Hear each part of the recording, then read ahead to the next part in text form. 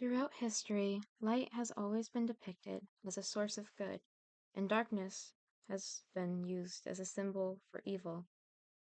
Sometimes I ask myself, what if it's the other way around? Sometimes the light is simply too bright.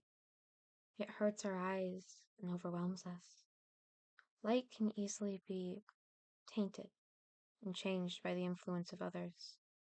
I think of lightly colored things. I think of white shirts my mother would not let me wear outside because they would get stained. We call times that are difficult and overwhelming dark times.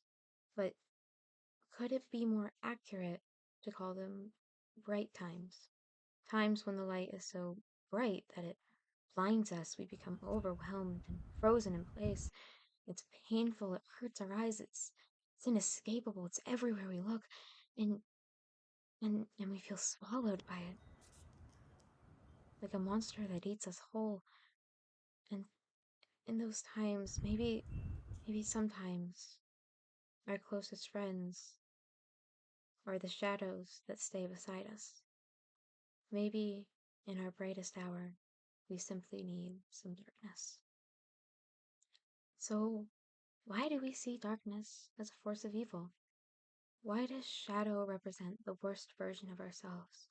Why do we fear the dark? Why do you fear the dark?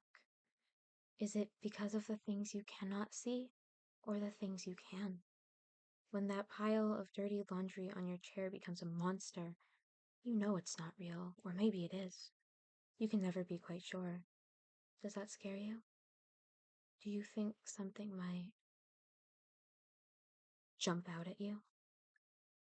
Why do so many people fear the dark? Surely there is some deep scientific reason behind that. But even so, maybe the dark has been misunderstood. Could the darkness and the shadows that lurk around us be a source of comfort? A break from all that brightness and noise, and a reminder of a calm, nostalgic feeling. Like the ride home at night in the backseat of a car, driven by someone who made you feel safe. What do you see? The lights of cars and lamps pass you by, never catching up, unable to catch you. Guardrails slipping through your eyes. What do you hear? The mumblings of the adults in the front seat, a nostalgic old song on the radio, the voice of the 7 p.m. host that they've tuned in to since you existed, since before you existed. The sound of the car's wheels spinning you home, the wind, the cars passing you by, going somewhere in their life. You will never see them again, perhaps. What do you smell? Car freshener, perhaps some fast food that was picked up on the way. The fabric of the seats.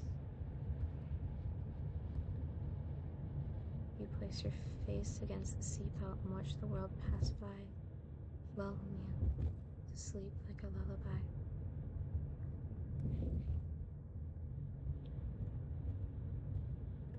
We fear the dark because we don't understand it. Where has villainizing and ostracizing that we do not understand gotten us thus far? Have you ever gotten anywhere by fearing the unknown when it makes you never want to try? What have you learned about yourself when you fear closing your eyes and looking inside for too long? What details that you cannot see do you miss when you only stare at the light? It has always been in the dark where I can finally see others for who they truly are. When you cannot see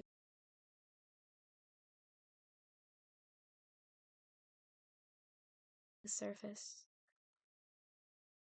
you get a glimpse of what lies underneath.